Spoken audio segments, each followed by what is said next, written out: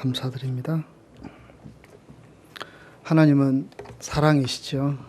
하나님은 우리를 영원히 사랑하시는 분이시며 또 이 자리에 예배드리는 저와 여러분도 변함없이 하나님을 사랑해야 할 하나님의 자녀들인 줄 믿습니다. 우리 앞에 뒤에 계신 분 인사하길 원합니다. 서로 사랑하며 삽시다. 그렇게 인사할까요? 사랑하며 삽시다.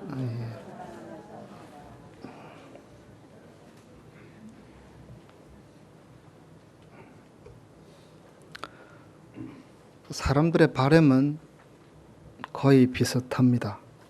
좀 더 우아하고 잘 살고 싶은 마음들 다 가지고 살지요. 적당히 가진 것도 있고 또 어느 정도 누릴 것도 누리며 사는 삶, 남에게 손벌리지 않고 가고 싶은 곳 가고 하고 싶은 것 할 수 있는 삶, 이런 삶 다 사는 사람이 얼마나 되겠습니까마는, 그러나 우리 마음 한구석에는 이런 마음들, 그런 마음들을 가지고 살아갑니다. 신앙생활 하는 것도 크게는 다르지 않은 것 같습니다. 신앙생활 하는 사람들 보면 조금 다르지요. 우선순위도 다르고 목적하는 바도 다르지만 신앙의 삶을 살아가면서도 우리의 마음속에 한쪽 구석에 있는 그 마음은 여전히 지워지지 않은 채 그대로 남아 있어서 하고 싶은 것 하고 누리고 싶은 것 누리며 살고 싶은 마음들을 가지고 있습니다. 그러다 보니 자칫 잘못하면 신앙생활의 열매, 신앙생활의 내용에 대한 관심보다는 내가 그렇게 누렸으면 좋겠다, 했으면 좋겠다 생각하는 것들에 대한 관심이 더 커지고, 그러다 보면 자기 자신도 모르게 신앙이, 하나님이 어떤 자신의 목적을 이루는 도구가 되고 수단이 되어버리는 경우들, 그러한 경우들을 보게 됩니다. 여러분, 신앙생활은 분명한 것입니다. 신앙생활은 선을 가르는 것입니다. 하나님을 의지하고 살아가느냐, 세상 속에서 세상과 함께 살아가느냐, 중간지대는 없습니다. 둘로 분명하게 나뉘어집니다. 내 삶의 중심이 예수 그리스도냐 아니냐, 이렇게 나뉠 수 있다는 것입니다. 요즘 사람들은 이 흑백으로 모든 것을 나뉘는 것을 별로 좋아하지 않습니다. 그래서 좋은 게 좋은 것이고 두루두루 다 이렇게 포용하려고 하는 포용의 마음들에 대해서 이야기를 많이 하지요. 물론 그런 마음이 필요하지만 신앙은 좀 다릅니다. 신앙의 길은 분명해야 합니다. 확실해야 합니다. 회색주의가 되면 어쩌면 신앙도 잃게 되고 삶도 혼란스러워지는 결과를 초래할지도 모릅니다. 그런 의미에서 갈라디아서 5장 16절은 이렇게 말씀합니다. 내가 이르노니 너희는 성령을 따라 행하라. 그리하면 육체의 욕심을 이루지 아니하리라. 여러분, 이 말씀에도 두 가지를 분명히 구분하고 있습니다. 성령을 쫓아 행하는 삶, 육체의 욕심을 따르는 삶, 구분합니다. 타협점은 없습니다.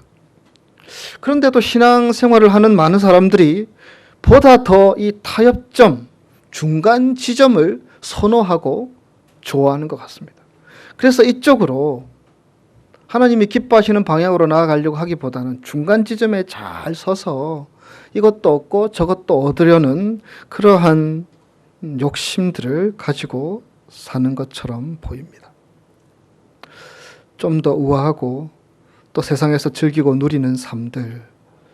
그러나 여러분, 많은 경우 그러한 삶의 끝에는 아무것도 남지 않는 헛된 삶으로 귀결될 수 있습니다. 솔로몬이라는 사람은 그것을 직접 체험했던 사람입니다. 솔로몬은 그의 생애 후반기에 하나님을 가까이 하지 않은 채 여러 다른 나라들과 통혼을 하게 되고요. 그러면서 다른 우상들이 들어오게 되고 또 그것을 자기 정권, 자기 나라를 지키기 위한 어떤 수단으로 삼게 되는 모습을 보게 됩니다. 그러면서 그는 하나님과 멀어지게 되었고, 그러면서 그는 무언가 그 사이에 채워지지 않는 공허함을 느낄 수 있었습니다. 그 고백이 전도서 1장 2절 3절 이렇게 표현하고 있습니다. 여러분 같이 읽겠습니다. 전도자가 이르되 헛되고 헛되니 모든 것이 헛되도다. 해 아래에서 수고하는 모든 수고가 사람에게 무엇이 유익한가. 솔로몬은 이 세상에서 누릴 수 있는 가장 최선의 것들을 누린 사람, 가장 좋은 것들을 가졌던 사람 중에 하나입니다. 자기 생각이 옳은 대로 살아갔지만 결국에는 그의 삶이 다 공허함으로밖에 남지 않았다라는 그러한 고백이 아니겠습니까? 우리가 성령을 쫓아 행할 때에, 그러니까 성령의 이끄심을 인정하고 거기에 순종하며 나아가게 될 때에 그때만이 성령께서 우리로 열매를 맺게 하십니다. 우리가 성령의 열매를 조금씩 맺어 나가게 될 때 우리의 삶은 새로워지고 변할 수 있습니다. 거기에서 주시는 에너지들, 힘들, 능력들을 공급받게 되고요. 성령의 열매를 맺어감을 통해서 경험하게 되는 기쁨을 맛보게 되고요. 성령의 열매가 채워짐으로 가지게 되는 어떤 삶의 부요함, 믿음 안에서의 넉넉함들을 경험할 수 있게 되는 것입니다. 그래서 은혜로 충만한 삶을 살아갈 수 있는 것이 아니겠습니까? 저희가 성령의 열매에 대해서 몇 시간에 걸쳐서 살펴보고 있습니다. 지난 시간 우리가 자비의 열매까지 그 말씀의 의미들을 묵상해 보았습니다. 여러분, 자비는 무엇이라고 하였습니까? 신사적으로 대하는 것.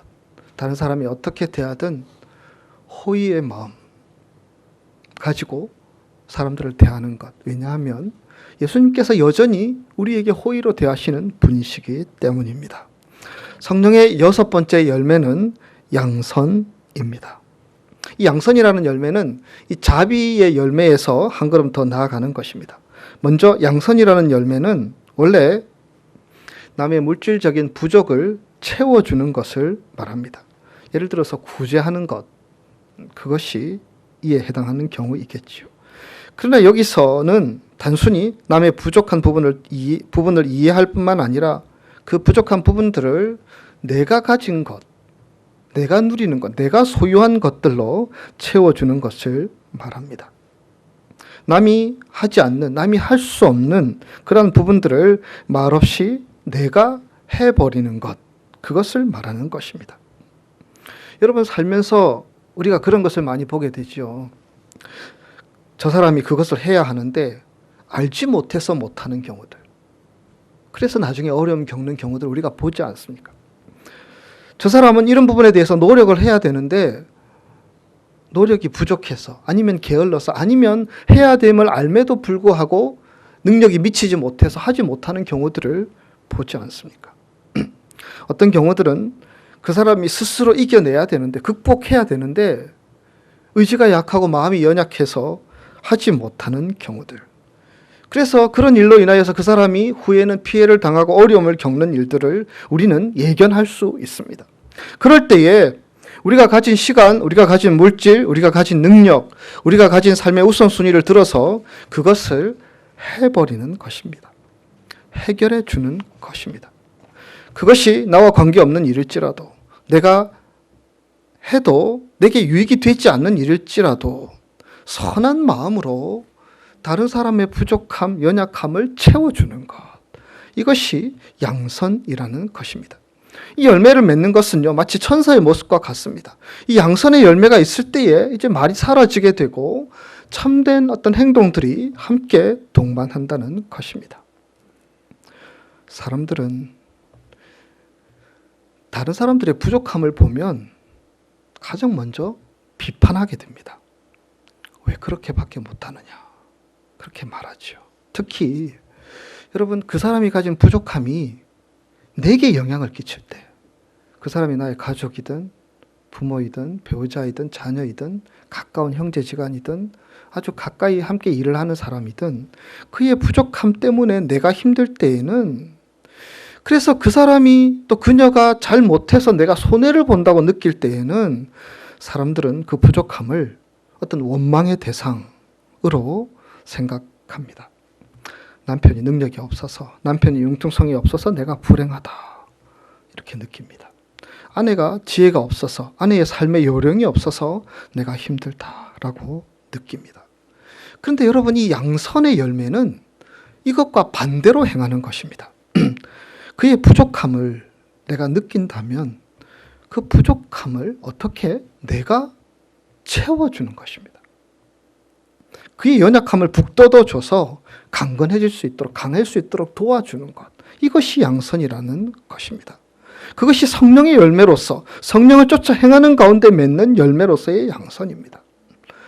내 부모가 부족함이 내 인생의 걸림돌이 되었다고 하면 원망하는 것이 아니라 오히려 더 열심히 살아서 그 부모들의 어떤 마음들을 채워주는 것입니다.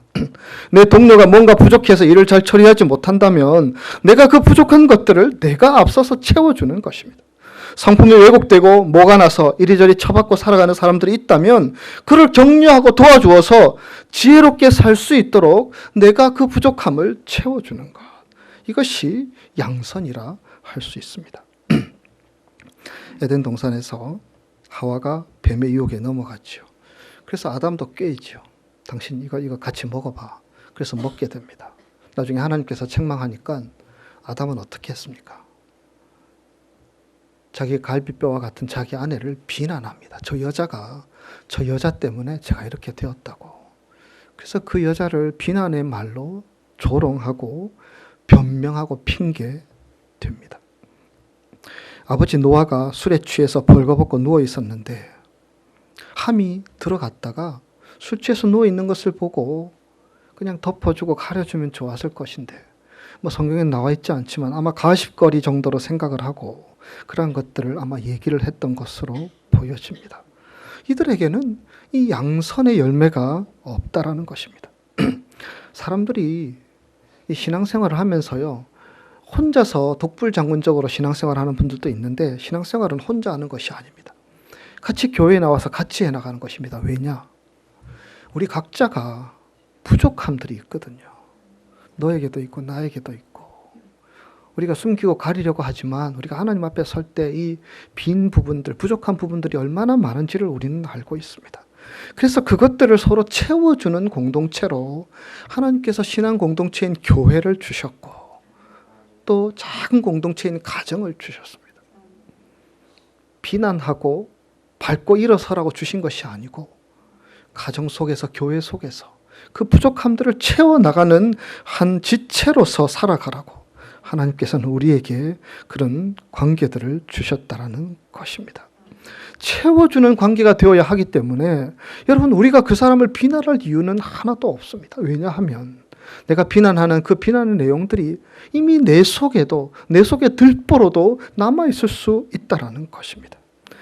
그래서 채워주는 삶의 자세, 이 양선의 열매를 맺는 삶을 우리 주님은 기뻐하신다는 것입니다. 여러분 예수님께서 2000년 전에 이 땅에 오셔서 그분이 하신 사역을 한마디로 말하면 이 양선의 삶을 살았다고 할 수 있습니다. 무엇입니까? 사람들의 필요를 채워주시면서 살아가셨습니다. 육체적인 연약함들을 가지고 필요를 느끼는 사람들 한 사람 한 사람 찾아가셔서 보지 못하는 사람 뜨게 하시고 걷지 못하는 사람 그들의 필요를 채워주셔서 걷게 하셨고 죽은 사람도 살려주셨고 또 가늠하다 현장에서 잡힌 여인, 사마리아 우물에서 예수를 만난 여인 등 이 삶의 공허함으로 인해 삶을 절망하고 그 공허함을 떨치지 못한 채 살아가는 그런 여인들, 사람들을 찾아가셔서 그들에게 희망을 불러넣어 주시고 하나님이 그들도 사랑하고 아끼며 귀하게 여기신다는 사실을 그들에게 가르쳐 주시고 보여주셨습니다. 그들의 필요를 채워주신 것이 아니겠습니까? 가질 것 가지고 있고 누릴 것 다 누리는 사람 같았지만 삭개오는 오직 주님의 사랑과 주님의 존중이 필요했던 사람이었는데 예수님께서는 삭개오 찾아가셔서 그렇게 다가가셨고 그의 마음속에 있는 아무도 알지 못하는 그 공허함들을 예수님께서는 채워주셨습니다. 그분을 만나는 사람마다 그들 속에 뻥 뚫린 삶의 공허함이 채워짐을 느낄 수 있었고 예수님의 말씀을 듣는 이들마다 그들이 세상에서 줄 수 없는 위로와 소망의 말씀으로 인하여서 새로운 힘을 얻을 수 있었던 것입니다. 그리고 예수님께서는 결국에는 인간의 죄로 인하여서 하나님과의 관계들이 깨어져 있음을 아시고 그 마음 중심에 죄인으로 살아가는 그 마음 중심에 하나님의 은혜 하나님의 긍휼하심, 하나님의 자비하심을 잡을 수 있는 작은 은혜의 방을 만들어 주셨습니다. 예수님의 십자가로 만들어 주셨고 대속의 죽음으로 그 방을 만들어 주셨습니다. 그래서 이 양선의 열매는 하나님의 속성에 가장 가까운 열매입니다. 누가복음 18장에서 부자 청년이 그런 질문을 했었는데 그때 예수님께서 그렇게 대답하십니다. 하나님 한 분 외에는 선한 이가 없느니라. 하나님은 선하신 분이시며 다른 사람들을 필요들을 채우기를 원하시는 분이시라는 것입니다. 여러분, 하나님은 사람들을 심판하기 위해서 눈을 크게 뜨고 어떤 사람이 어떻게 사나, 어떤 사람이 어떤 잘못을 하나, 어떤 사람이 누가 속이나 이런 것들을 뚫어지게 쳐다보시는 분이 아니십니다. 하나님은 인간이 주는 것만 좋아해가지고요, 많은 헌금 갖다 바치고 하나님을 높이기만 하고 하나님만 그렇게 더 세우기를 원하는 것들만 기다리는 그런 분도 아니십니다. 하나님의 기본적인 속성은, 그 사랑의 속성은 인생들을 하나님의 아들로 하나님의 딸로 살아가는 그 인생들이 이 땅에서 잘 살 수 있도록 그들이 부족한 것이 무엇이고 그들이 채워져야 하는 것이 무엇인지를 눈을 크게 뜨고 살펴보시면서 그들의 필요를 채워주시는 하나님이십니다. 자기 아들을 죽기까지 우리에게 구원의 선물로 주신 그 하나님께서 우리에게 주시지 못할 것이 도대체 무엇이 있겠습니까? 하나님으로 자신의 빈 부분을 채우고자 하나님 은혜를 사모하며 나아가는 하나님의 자녀들의 가운데 하나님께서는 분명히 채워주시며 넘치게 하여 주시는 분이신 줄 믿습니다. 우리 크리스탈 한인교회가 이 양선의 열매가 전염되는 교회가 되기를 소원합니다. 우리가 알듯이 우리 교회 역사는 그렇게 오래지는 않습니다. 이제 5년 좀 지났죠.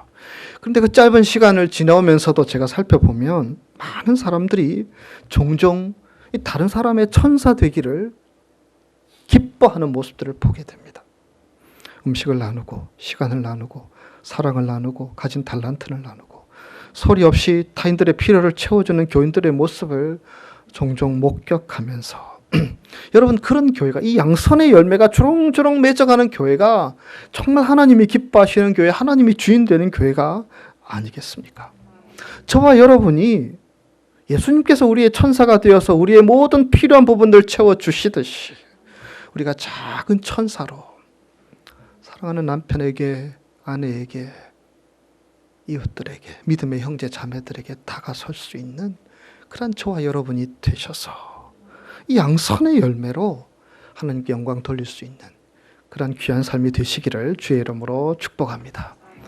7번째 열매는 충성입니다. 충성. 충성을 한마디로 얘기하면 목표에 일관된 것입니다.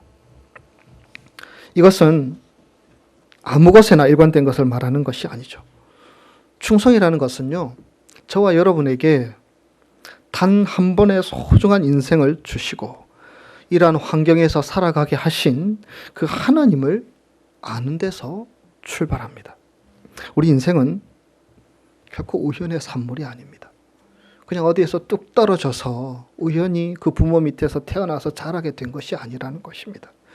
분명한 것은 하나님께서 창세전에 저와 여러분이 이 땅에서 태어나서 살아가게 하실 것을 예정하시고 준비해 두셨다가 당신의 계획과 목적을 이루기 위해서 우리로 이 땅에 살아가게 하신다는 사실입니다. 그렇기 때문에 우리 인생은요, 그냥 우리가 예전에 했던 대로, 배웠던 대로, 살았던 대로 살아가는 것이 아니고요, 또 남들이 살아가는 대로, 남들이 좋아하는 대로 살아가는 것도 아닙니다.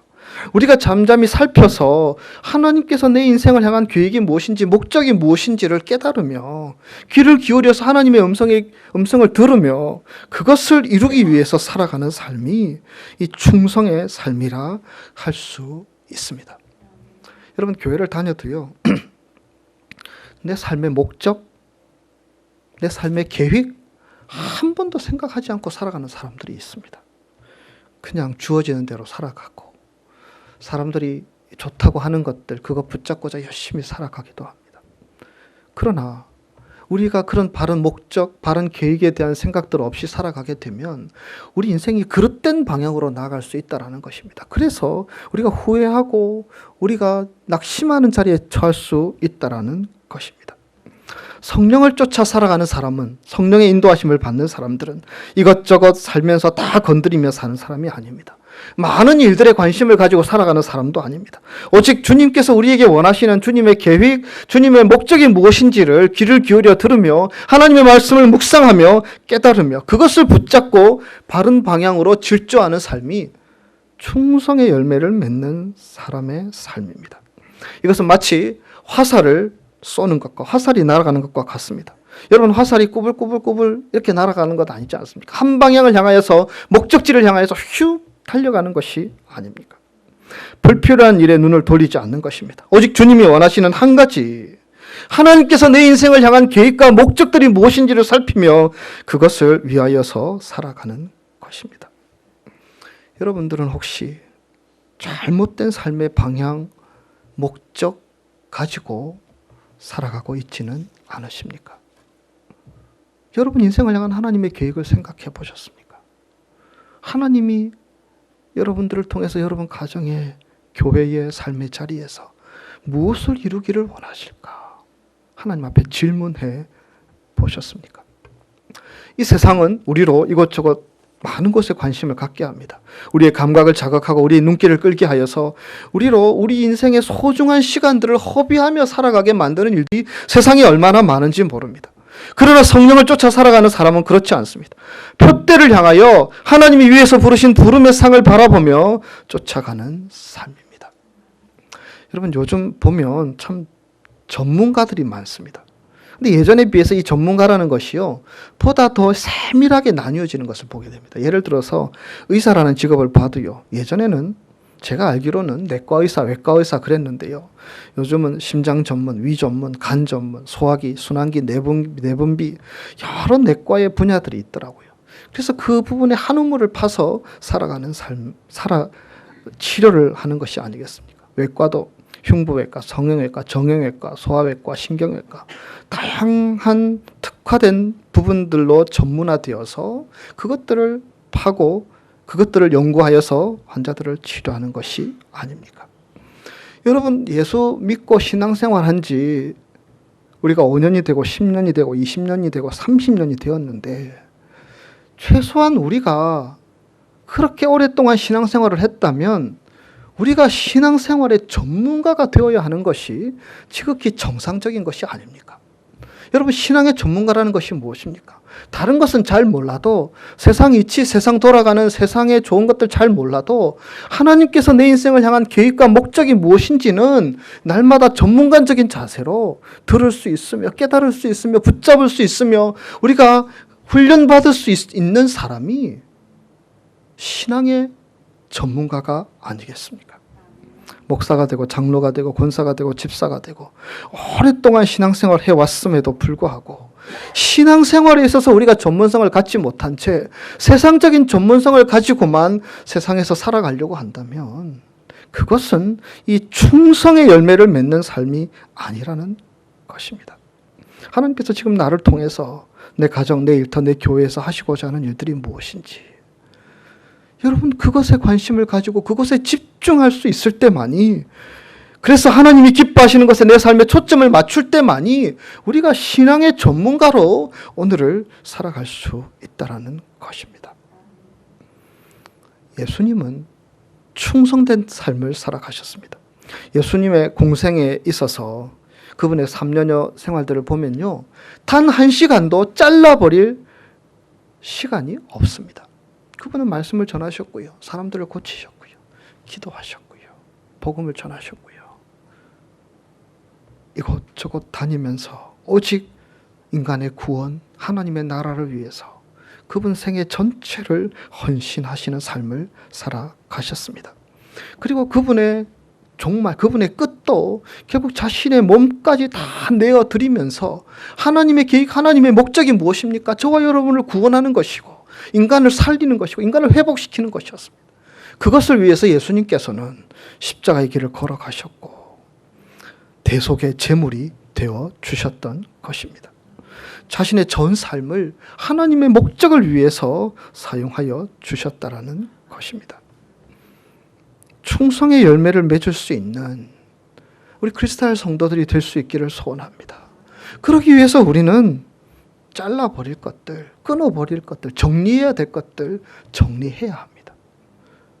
최소한 우리가 신앙생활 내가 이만큼 했다면 신앙의 전문가로, 하나님의 뜻을 붙드는 데는 전문가로 하나님 앞에 서기를 원합니다. 이런 마음으로 달려가야 하지 않겠습니까?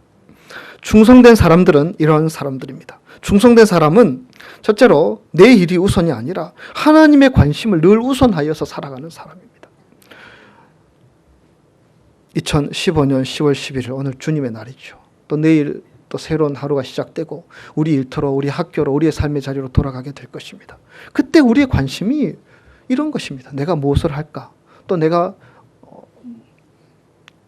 가진 관심들을 어떻게 표현할까? 내가 무엇을 얻을까? 여기에 관심을 두는 것이 아니라 하나님께서 오늘 나에게 어떻게 살기를 원하실까? 하나님께서 나가 상대하는 저 사람들을 어떻게 대하기를 원하실까?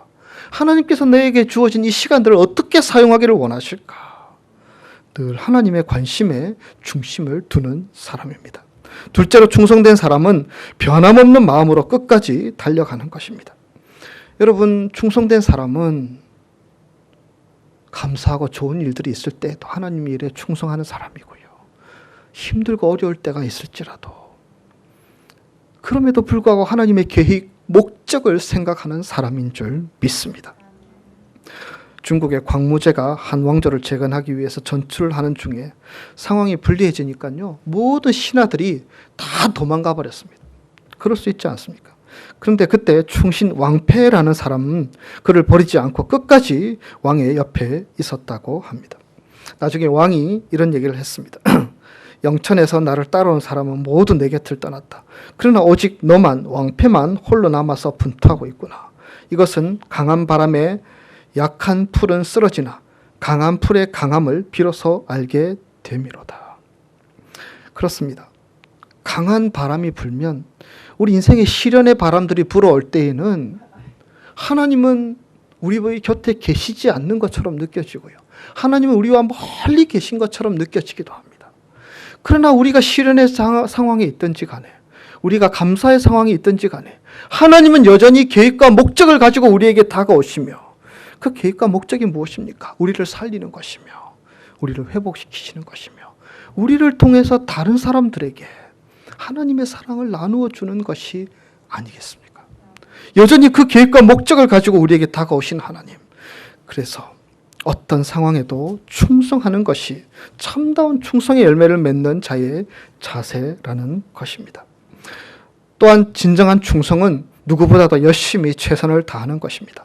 로마서 12장 1절 말씀, 부지런하여 게으르지 말고 열심을 품고 주를 섬기라.